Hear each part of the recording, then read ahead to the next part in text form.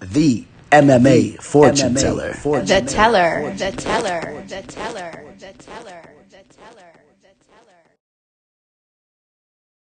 The teller clocking in for UFC 248. We have a hell of a card taking place this Saturday. Of course, in the main event and co-main event slots, we have two championship bouts that I'm very excited for. But other than that, if you guys really haven't taken a look throughout this card, we have a lot of exciting fights taking place. We have two fighters that are relatively new to the UFC that have a world full of potential. I'm excited to see how they perform once again. And just some exciting bouts taking place. So we will be getting to each and every one of these coming up here in a minute. But of course, we have to take a look back at last weekend, especially when it's another profitable event. That is 3 profitable events in a row. And not only were they profitable, but I have not even lost a bet on any of the last 3 events. So excited for that. A lot of money has been coming in. Excited for the team. A lot of you guys have been ecstatic. A lot of money's been coming in. And let's take a look back at, we had Joseph Benavidez taking on Davison Figueiredo. Of course, that was a nasty knockout for Figueiredo. It's pretty much going to, in my opinion, kind of shut down the possibility of Joe Benavidez ever being a flyweight championship. Could be wrong, but I just don't see how he ever gets back to the top of the heap after losing another title fight. Other than that, the bets were Grant Dawson, and he was parlayed with the very talented Magomed Ankalaev. I know the fight was probably stopped a little bit early, and indeed it was stopped a little bit early. It was not probably, it was. But here's the thing. Ankalaev was dominating that fight. He was connecting. He did have Cutelaba out on his feet for a second, but Cutelaba did kind of rebound. And it seems like he was kind of playing possum a little bit, how he was wobbling, because as soon as the referees jumped in, obviously, he came right to his wits and he looked to be very coherent. But that's his fault. You shouldn't be getting tagged like that. Although he did block a lot of those shots too. But it wouldn't have mattered. It wouldn't have mattered, in my opinion. Magomed Ankalaev, this guy is a true stud. And as I said, this guy will be running through the division here coming up soon. This guy's going to jump right to the top of this weight division. He's extremely talented.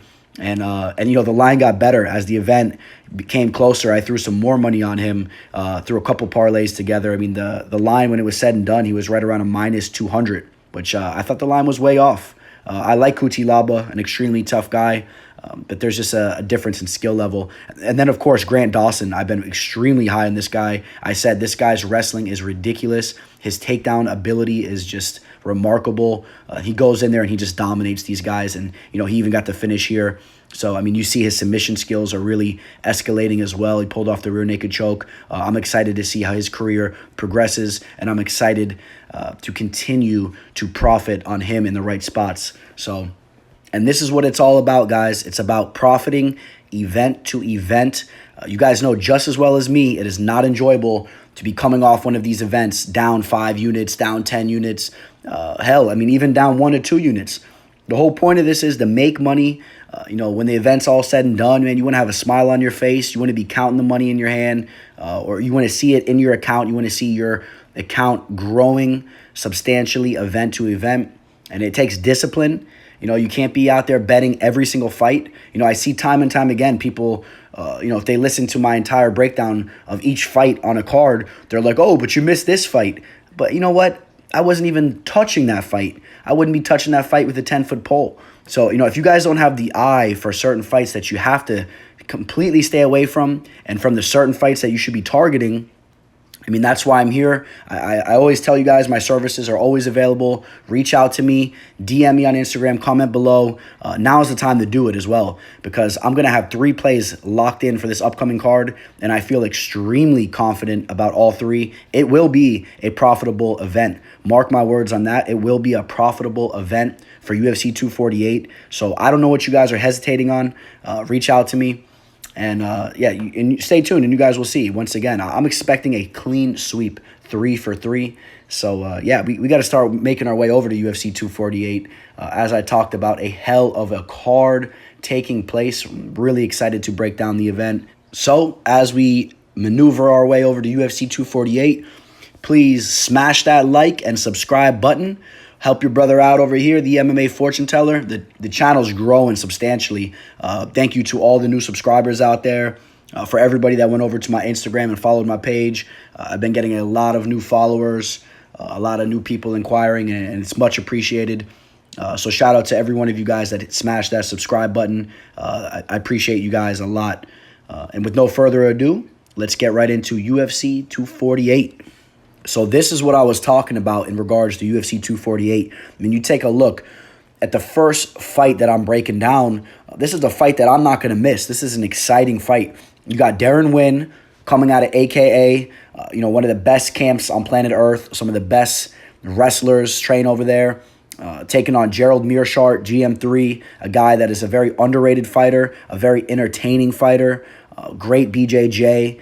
And he's going to be coming into this fight with a substantial size advantage, at least with his reach and his height advantage. You guys know the deal with Darren Wynn. He's going to be undersized pretty much against anybody in the middleweight division, which is crazy because he used to fight at the light heavyweight division.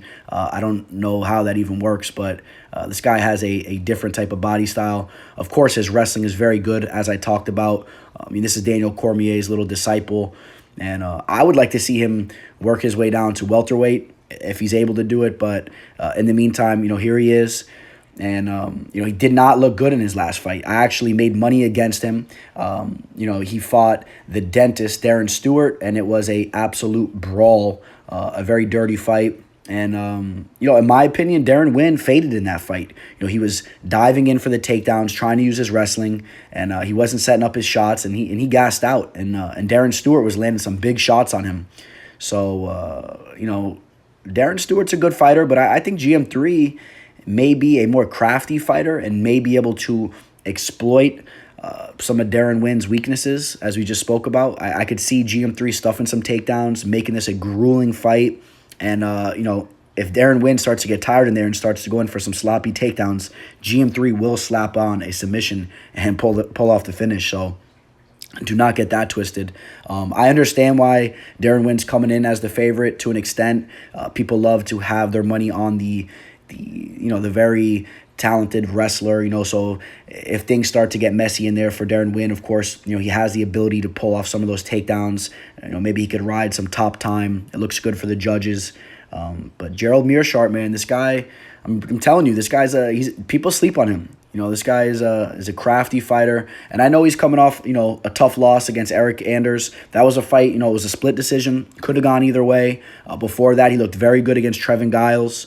Pulled off the guillotine choke in round 3, really dug deep. The Kevin Holland fight before that was a split decision. That fight could have gone either way as well. And then, you look at the other guys that defeated him, very talented fighters, man. Jack Hermanson, Thiago Santos. And then other than that, he was defeating everybody, going in there and just wiping guys out. So, yeah, Gerald Meerschaert is a skilled fighter, and I'm going to pick him here. I'm going to pick him in the sense that I think that this fight will be a grueling fight, and I don't know at this time if I could have my money on a guy like Darren Wynn or have him as my choice to win this fight when I saw him kind of fade in there and gas out. He has a unique body style, and I think that Gerald Meerschaert can kind of exploit that. But he has to stuff some of those takedowns. I mean, Gerald can get taken down a little bit here and there towards the beginning, but he has to be able to get back up to his feet. He has to use his striking. He has to use his range, his reach advantage, pump the jab, but he eventually will have to stuff the takedowns and make Darren Wynn pay for those attempted takedown attempts. So, yeah, the pick is the underdog, Gerald Meerschaert. So we got Jamal Emmers making his UFC debut. I know he's been waiting for this moment for a long time.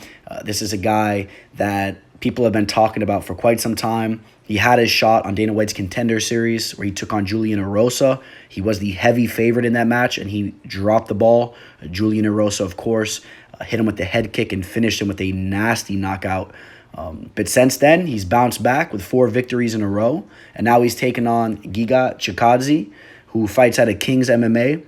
A talented dude, a good striker. He's a very aggressive type of fighter. And, but Jamal Emmers, this is without a doubt his shot to make a name for himself. He's 30 years old at this point now. And although he is a prospect, 30 years old, you only have so much time to really do something inside of the octagon at that point, So he cannot afford to take a loss here in the least bit.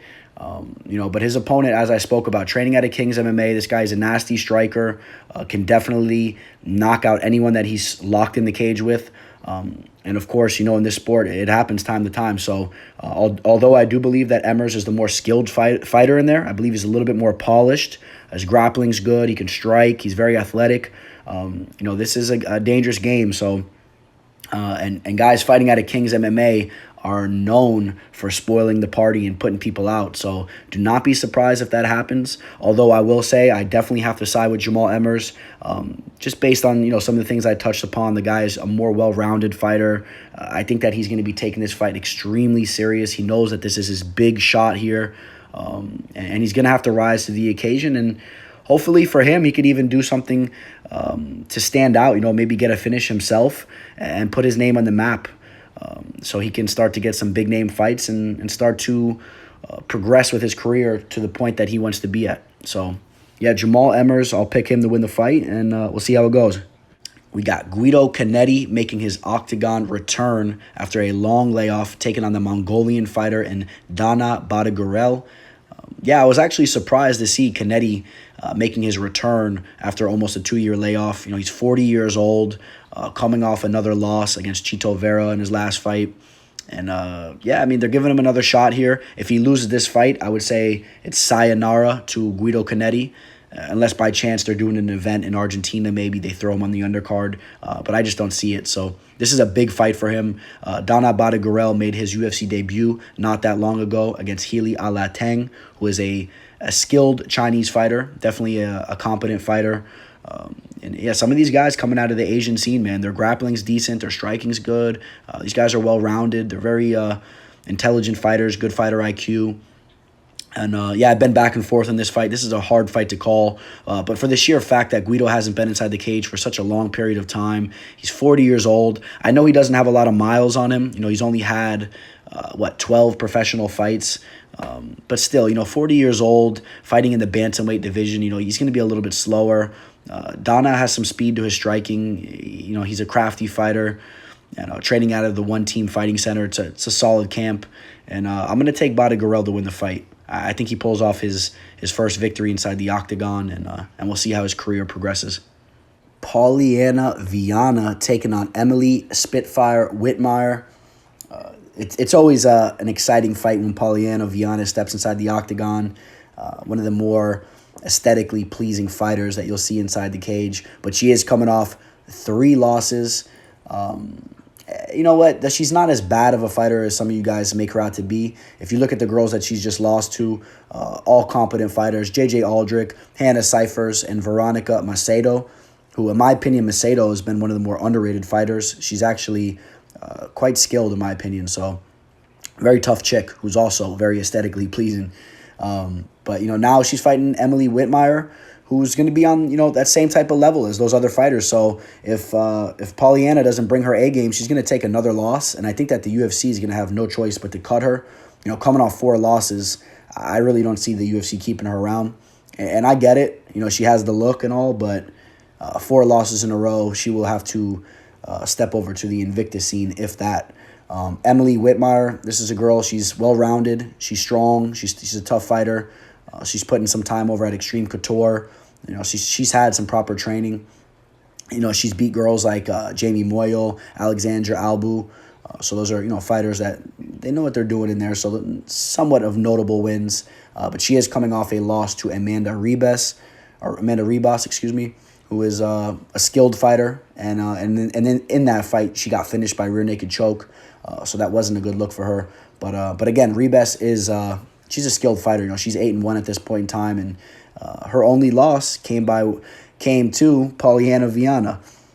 It's kind of funny how that all works out, but of course, you guys know as well as anybody that MMA math does not work.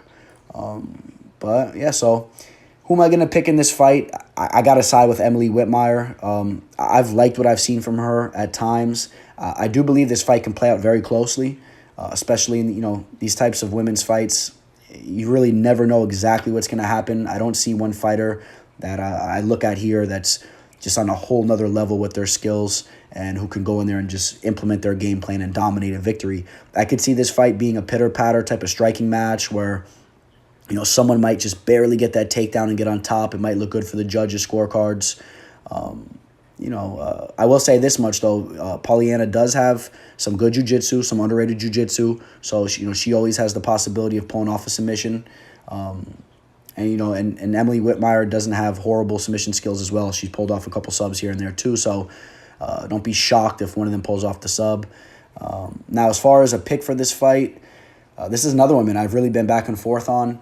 But the more I go back to the fight tape, I think I'm going to take Emily Whitmire here.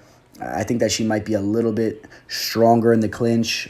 Maybe she's able to hold Polyana against the cage a little bit. It looks a little bit better for the judges to make their decision, if it goes to the scorecards.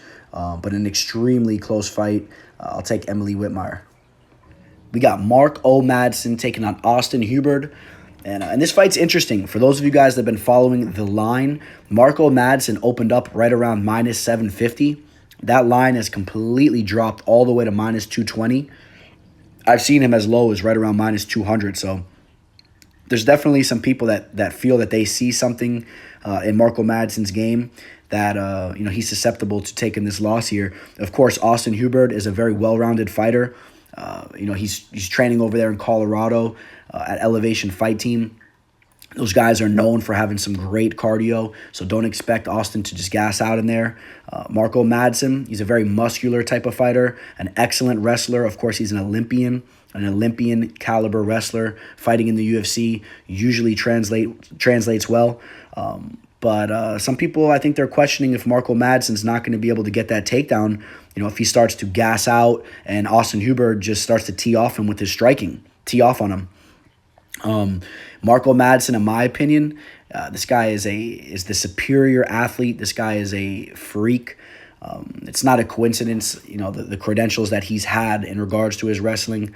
He's an absolute Viking. And I was very impressed with his UFC debut. As far as people questioning for the fact that if Marco Madsen doesn't get an early victory, how he will look in the later rounds. I mean, he has gone to decision 3 times in his career. So it's not a lot of times, but, he has been there, where you have some fighters that, they just have that 8-0 undefeated resume with all first-round finishes.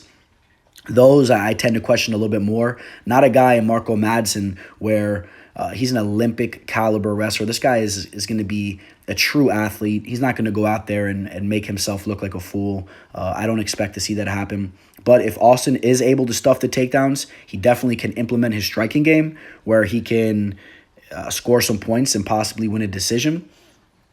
On the other hand, I just think that Marco Madsen is going to be just on another level with his grappling. I think he'll be able to seal some takedowns. It'll look good for the judges' scorecards. And he carries some power, too. So, if he gets on top and he starts dropping some hammers, there's definitely the possibility that he'll get the stoppage in there. Now, Austin Hubbard is a tough customer. He's not easy to put away. In fact, he's never been knocked out or been TKO'd inside a professional MMA bout. So that would be a first. He's only lost by decision, and he also got subbed by a rear naked choke back in 2016. I don't necessarily see Mark getting the sub on him, although unless he uses his grappling to get in a real dominant position, maybe he uses a power type of submission like an arm triangle choke or a guillotine possibly if Hubbard's really beat up. But I see this more of a decision victory for Marco Madsen. So we're going to be going from one 5-star prospect to another, and that being Rodolfo Vieira. Yeah, that's right. I have Rodolfo Vieira as a 5-star prospect as well as Marco Madsen. For what each of these guys have done in their selective sports, it's definitely deserving in its own right. But these guys are also, they're also transitioning to the sport of MMA very well. You see their striking coming around. They both carry power. Vieira definitely carries power in his hands. He can knock anybody out, in my opinion. Definitely has to work on his technique. But of course, his BJJ is where it's at. And that's where I definitely believe he'll pull off the victory against Safarov here. Saparbeg Safarov, the Russian fighter, is a guy that's lost by way of Kimura to Tyson Pedro. So if that doesn't show you which way that this fight's going to go, I don't know what will. Because Rodolfo Vieira's jiu-jitsu game is on a whole nother level than Tyson Pedro's. And Vieira will get this fight down to the mat, and he will pull off the submission. It'll just be a matter of what kind of submission that he pulls off. Safarov is a tough guy, but in no way, shape, or form is he a Brazilian Jiu-Jitsu specialist. He's pulled off a sub here and there, but he's mostly pulled off all of his victories with his hands, knocking dudes out. So if he was able to pull off the big underdog victory, I think it would have to be by way of a knockout, catching Vieira, coming in for a takedown or whatnot. But Vieira is an absolute tank of a man, and not only does he have the jiu-jitsu skills, but he has the strength and takedown abilities to get the fight to the mat very quickly. So he can get this fight down to the mat while they're still dry, and he'll pull off a sub probably in the first round. Vieira, 30 years old. Marco Madsen, he's a little bit more up there in age as well. But these guys are both, in my opinion, going to make a run at the top of both of their divisions relatively quickly, in my opinion. So, yeah, Vieira is going to pull this fight off by a first-round submission. The line, it's extremely high. He's as high as minus 850 now, so it's almost not even parlayable, really, in my opinion. You would have had to have grabbed it immediately, and you could have threw a little parlay with him if you could at least got him in like the 600s, the minus 600s, in my opinion. But, if you want to do something with the minus 800 something, be my guest. You'll probably put a little bit of money in your account or in your hand. Do what you guys do. And, Rodolfo Vieira by first-round submission. Maybe hit that prop bet. We got Sean O'Malley making his UFC return, taking on the very tough Mexican fighter in Jose Alberto Quiñones. Now, let's not forget, Sean O'Malley has not fought inside the octagon for 2 solid years. Just one day shy of 2 years, to be exact, up until the point of me recording this. His last fight was in 2018, March 3rd. I'm recording this March 2nd, so that's a good amount of time outside of the octagon. And that was a fight that he should have lost against Andre Sukumtat. For those of you guys that remember that fight, Andre Sukumtat was winning the 3rd round, and all he had to do was stand up and engage Sean O'Malley on the feet, because Sean O'Malley couldn't even stand up. They probably would have stopped the fight. I think he had a severe leg injury in that fight. At least it was affecting him in the fight. I don't know if it was actually something that really took a lot of time to heal up, but he wasn't able to stand up in that fight, and that should have been a win for Andre Sukumtat. For those of you guys that know the story with the teller, you guys saw on my Instagram, I bumped into Andre Sukumtat on the beach. That was something that I did not bring up. I wasn't going to bring that up, but that was a victory that he should have had in the bag. But again, Sean O'Malley did look very good in the 1st and 2nd round of that fight. He has very skilled and tricky type of strikes that he likes to implement, and it looks good on the judges' scorecards. A lot of spinning attacks, and not only does it look good on the judges' scorecards, but it definitely affects his opponents as well. And, you guys remember him on his Dana White's Contender Series debut, where he was able to get the knockout in the 1st round. And, he was just a tornado in there. He was running circles around his opponent in that match. But, 2 years outside the octagon, usually I would say that's not a good thing. But in terms for Sean O'Malley, this is a guy, he's only 25 years old. He's going to be a better fighter right now than he was the last time we saw him. You could bet your boots on that. He's very big for the weight class, 5'11". I love that type of frame for this weight class. If he's able to just continuously work on his takedown defense, this guy's going to cause a lot of problems for people. He's an extremely cool dude as well. For those of you guys that don't know about him, you could check him out on YouTube. I believe he has his own channel. He's always blazing up. He has his own marijuana strand, playing video games and whatnot. Just a very interesting dude. I also met him in Las Vegas. He was actually at the Conor McGregor press conference that took place before the fight, and he was out there.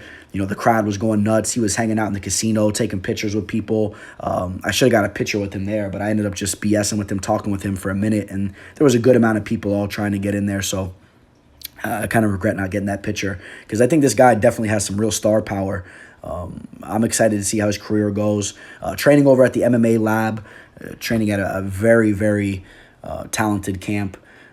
This guy is completely committed. He made the move over from Montana, I believe, and, lives permanently over there in Scottsdale, Arizona. He's been there for some time now, and this guy is a true stud. 10-0, he's undefeated But, as far as betting on this fight, Jose Alberto Quiñones, this guy's going to be a durable fighter. This guy can strike. He can knock anybody out if he connects. And, if you're touching this fight, you're looking at the line right now, Sean O'Malley's around a minus 350, as high as a minus 350, on 5 dimes. I don't like those odds whatsoever. What happens if he gets hurt again? What happens if he has some type of leg injury? Jose Alberto Quiñones isn't going to just lay on him and and let Sean O'Malley ride that out, ride out a decision victory. Jose Alberto Quiñones is going to be standing up, throwing bombs. He's going to be trying to hurt Sean O'Malley. He's going to be throwing some heavy leg kicks. This is the fight game. Anything could happen in there. I don't like those odds for what it is. Also, like I said, Jose Alberto Quiñones is not a joke. This guy is a tough fighter. Coming off a solid victory against Carlos Huchan. That was a solid victory. Took out Taruto, Ishihara, Diego Rivas, Joey Gomez. This guy, he wins fights. He's just a typical tough Mexican fighter. His only setback as of recently was against Nathaniel Wood, where he did get choked out. But Nathaniel Wood's a talented fighter. Don't sleep on Jose Alberto Quiñones here, but I definitely got to go with Sean O'Malley. I'm a fan of his. I think that he would have only have bettered his game in the last couple of years while he was outside of the octagon, and I expect him to pull off the victory. I am rooting for Sean O'Malley. Line is a little bit high, though. So we got the Cowboy, Alex Oliveira, a very skilled fighter, and in my opinion, a very underrated fighter. This is a guy who is coming off 3 losses, but if you take a look into those 3 losses, the Nicholas Dalby fight was razor close. The Gunnar Nelson loss, he had his moments. And then Gunnar Nelson's an absolute stud, cream of the crop type of fighter, so no real shame in that loss. The Mike Perry fight was extremely close as well. That was a fight that I was there live, sitting right there cage side. So I saw how that whole fight transpired. The one thing that I don't like about Oliveira is that at times I feel like he's there to have a good time. He looks at the fight game more as just a way for him to make money and have a good time in there. I don't think he takes the fight game super serious. I don't think this is a guy that has pictures of the welterweight championship belt and has it on his to-do list, or it's on his radar where he needs to win the championship. I think this is a guy that just enjoys fighting. He enjoys doing all types of crazy activities, and he's a true cowboy. And he's just a wild Brazilian dude, and he just so happens to be very skilled, and he can fight. He has taken out guys like Carlo Pedersoli, Carlos Condit, Ryan LaFleur, Tim Means, Will Brooks. He could throw down. This guy's a solid fighter. And then he's taken on a guy in Max Griffin. Max Griffin, in my opinion, is an overachiever. Even if you look at some of his victories, not against the biggest of names. He was able to edge that Mike Perry bout. That was another fight that I saw Mike Perry fight in. He won that fight. He really did. He went out there, he handled business. Mike Perry had a horrible game plan. He was trying to hit him with the haymaker knockout instead of slowing down, and working on his technique and just going out there to win the fight, which was actually pretty cool. I was sitting right next to Alex Nicholson, the Spartan Nicholson. For those of you guys that know about him, fighting over in the PFL, I was sitting right next to them and all Mike Perry's boys. It was pretty cool. They had like cardboard cutouts of Mike Perry's head.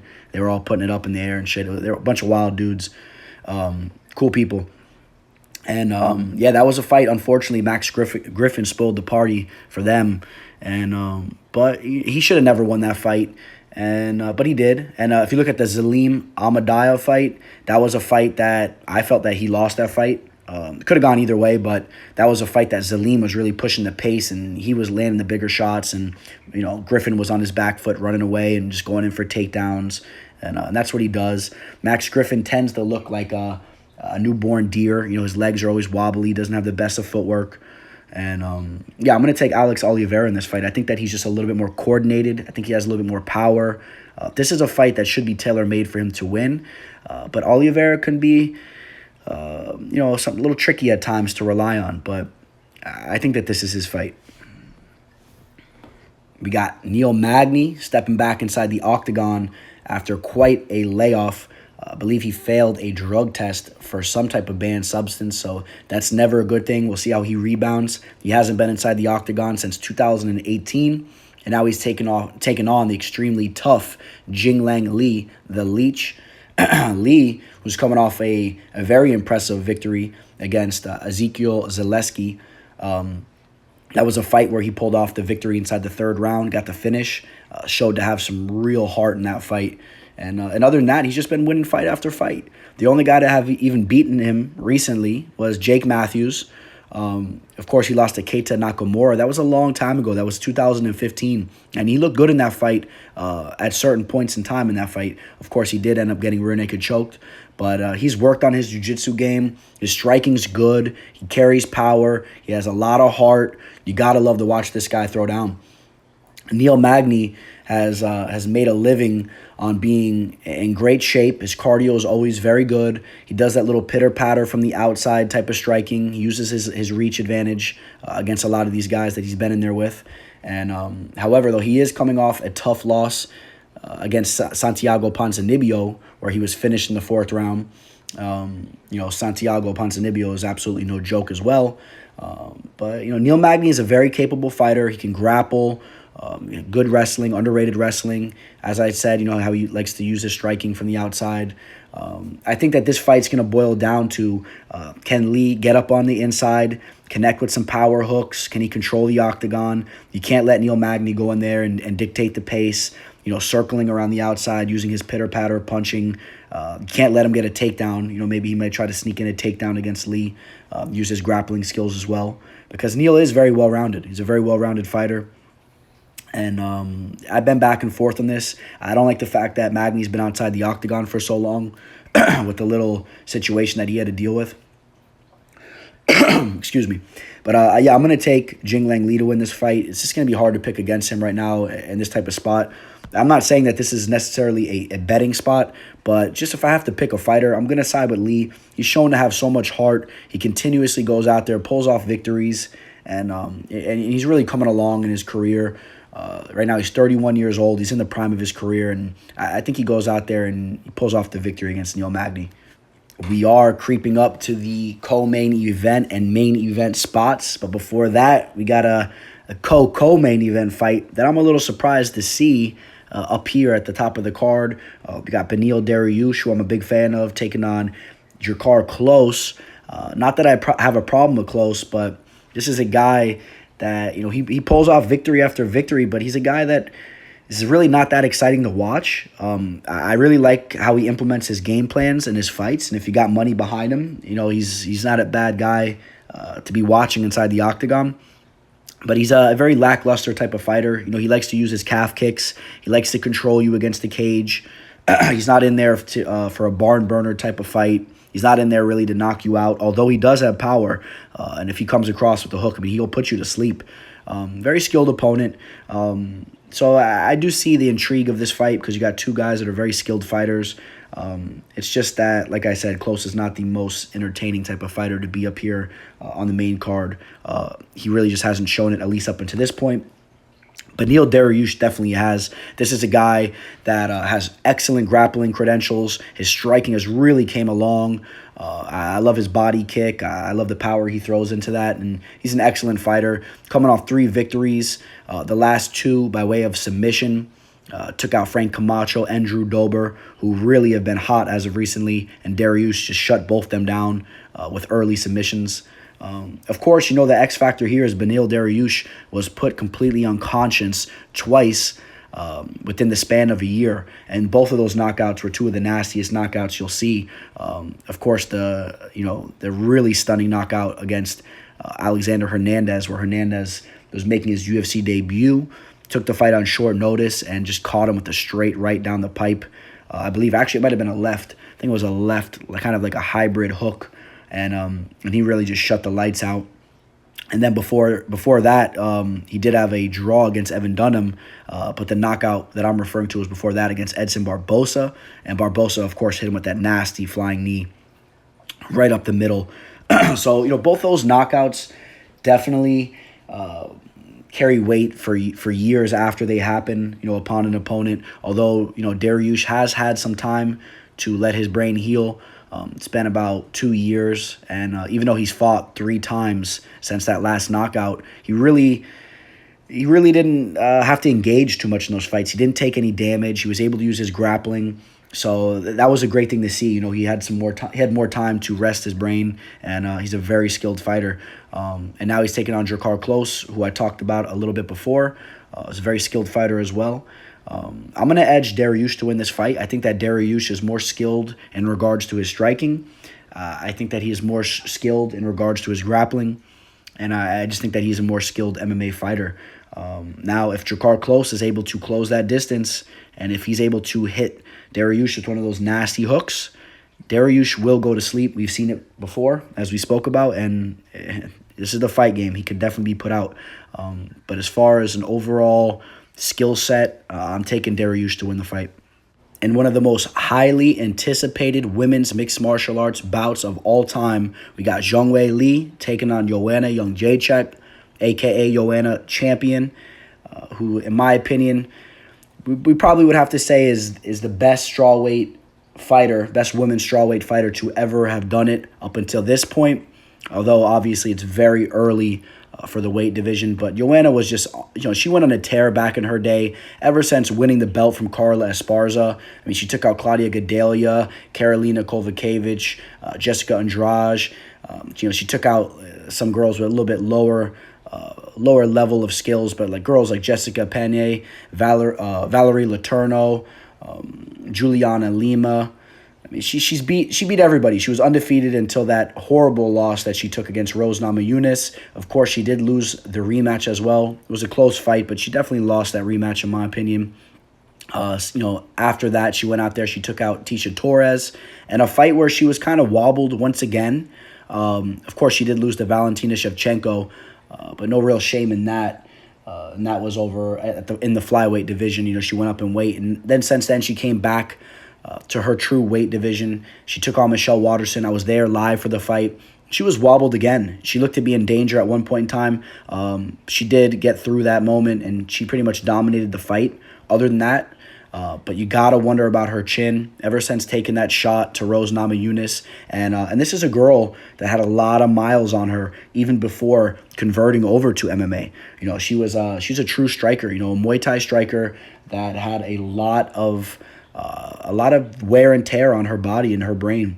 And I think that you're starting to see that because when she gets connected on, she always wobbles as of recently.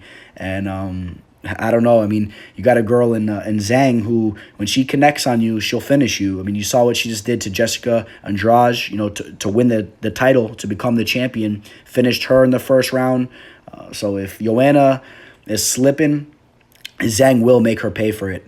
Zhang, I mean, what can I say about this girl? She lost her first professional bout, and ever since then, she has never tasted defeat. Just went on a crazy 20-fight win streak. And as of recently, of course, she's stepping up in competition as of recently in the UFC, taking out girls like Jessica Aguilar, the crafty veteran, Tecia Torres, and then what she just did to Jessica Andrade. I think one of her true routes to victory in this fight is to finish Joanna. I don't know if she wants to do a 5-round war with Joanna Jędrzejczyk and outstrike a girl like Joanna because she's just spectacular with her striking. She has a high volume output. She has power as well. Works the leg kicks in. She does it all. Throws elbows, front kicks. I mean, you name it. Joanna can definitely win a decision here. Zhang, I think that she should go for the knockout, and I could see her getting that knockout. As I spoke about it before, Joanna having problems with her chin. I could see Zhang going out there, connecting and finishing Joanna. And I've been really back and forth on this fight. And here's the thing, a lot of times in women's bouts, the fights tend to go to decision. And statistically, a lot more than not. And even though I have questions about Joanna Jędrzejczyk's chin, I would say the probability is that this fight probably will go the distance. Even though I could see it, ending quickly for Joanna, I will say it's probably more likely to go to decision. And if it does go to decision, I kind of edge Joanna to win the decision. This is a fight I don't want to pick either fighter. I think this fight's so down the middle. It's so hard to pick. As far as betting goes, the value has to be on Joanna because I've seen Zhang as high as a 2-1 favorite. I would not want to have that kind of money on her because if she doesn't get the knockout, who knows which way this fight's going to go. So I do not like the 2-1 betting odds on her. The value has to be on Joanna, in my opinion. And yeah, it's just really hard for me to pick a fighter here because I'm so torn. Initially, I wanted to just be conservative and go with Zhang. Obviously, she's the favorite and probably more likely to pull the victory off, I guess.